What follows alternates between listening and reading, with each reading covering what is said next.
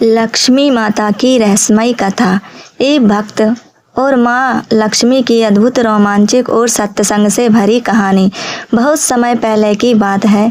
उज्जैन के पास एक छोटा सा गांव था। उस गांव में गोपाल नाम का एक गरीब लेकिन सच्चा और ईमानदार युवक रहता था। उसकी माँ बचपन में ही उसे सिखा गई थी, बेटा कभी भी लोभ मत करना और हर शुक्रवार को माँ लक्ष्मी का दीप अवश्य जलाना। गोपाल बहुत गरीब था।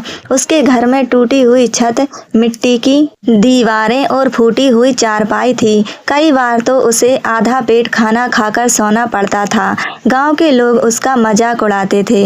अरे गोपाल, इतनी पूजा से क्या मिलेगा? लक्ष्मी तो अमीरों के घर जाती है। लेकिन गोपाल मुस्कुराकर कहता, माँ लक्ष्मी धन से नहीं, मन की सच्चाई से प्रसन्न होती है। हर शुक्रवार वह स्नान करके साफ कपड़े पहनता, मिट्टी के दिए में घी डालकर दीप जलाता और पूरे श्रद्धा से माँ लक्ष्मी की आरती करता। उसके पास चढ़ाने के लिए सिर्फ एक मुट्ठी चावल और गुड़ होता, लेकिन उसका विश्वास अटूट था। एक अमावस्या की रात थी। आसमान में घना अंधेरा था। हवा तेज चल रही थी। गोपाल पूजा करके जैसे ही सोने जा रहा था, तभी उसके दरवाजे पर धीमी धीमी खटखटाहट हुई। कौन है इतनी रात को? गोपाल बोला। उसने डरते हुए पूछा। बाहर से एक वृद्धा की आवाज आई, बेटा मैं भूखी हूँ, क्या मुझे थोड़ा पानी और रोटी मिल सकती है? गोपाल के घर में बस 2 रोटियां थीं, एक उसके लिए और एक अगले दिन के लिए।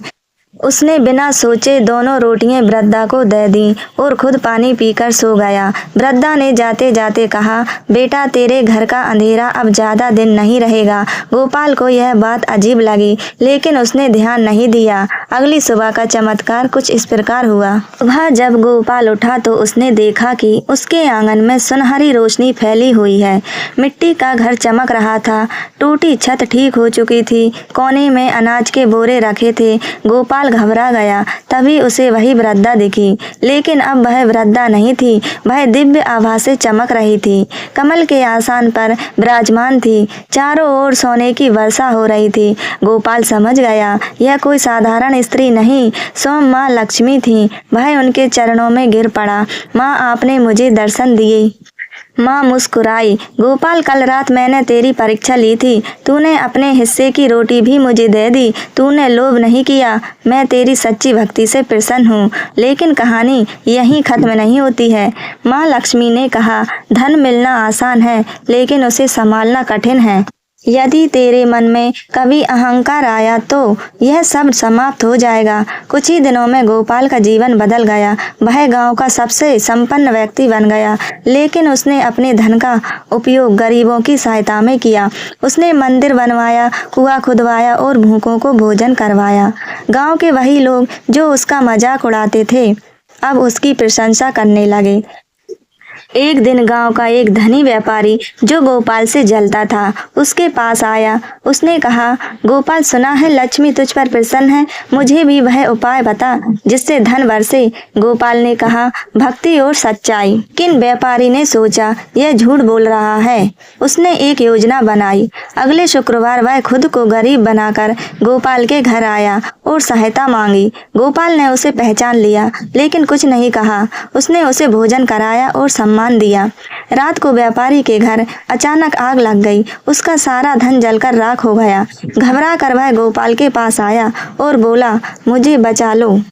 गोपाल ने शांत स्वर में कहा, धन का घमंड मत करो। माँ लक्ष्मी स्थिर नहीं रहती, वे वही रहती हैं जहाँ सच्चाई और दया हो। एक रात फिर से वही दिव्य प्रकाश प्रकट हुआ। माँ लक्ष्मी ने कहा, गोपाल, मैं तुझसे प्रसन्न हूँ, लेकिन याद रख, मैं चंचला हूँ, मैं स्थायी नहीं रहती। यदि कभी तूने धर्म का साथ छोड़ा तो मैं चली जाऊंगी। गोपाल ने हाथ जोड़कर कहा, माँ मुझे धन नहीं, आपका आशीर्वाद चाहिए। माँ मुस्कुराई और अदृश्य हो गईं। उस दिन के बाद गोपाल ने कभी अपने धन का घमंड नहीं किया। वह हमेशा दीप जलाता रहा, भक्ति करता रहा। कहते हैं आज भी उस गांव में शुक्रवार की रात को कभी कभी हल्की सुनहरी रोशनी दिखाई देती है और लोगों को ऐसा लगता है जैसे कोई दिव्य शक्ति वहां आकर आशीर्वाद दे रही हो। तो प्रिय भक्तों, कथा से हमें ये शिक्षा मिलती है, माँ लक्ष्मी धन से अधिक सच्चाई और दया से प्रसन्न होती हैं। लोभ और अहंकार से लक्ष्मी दूर हो जाती है। सच्ची भक्ति में दिखावा नहीं, समर्पण होना चाहिए। जो दूसरों की मदद करते हैं उनकी माँ लक्ष्मी सदा कृपा करती हैं। अगर आपको ये कहानी अच्छी लगी हो तो मुझे कमेंट बॉक्स में ज़रूर बताना, और आप कहाँ से देख रहे हैं ये भी बताना। मेरे चैनल को सब्सक्राइब जरूर कीजिएगा। वीडियो अच्छी लगी हो तो लाइक ज़रूर कीजिएगा। मिलते हैं अगली वीडियो में, तब तक के लिए धन्यवाद।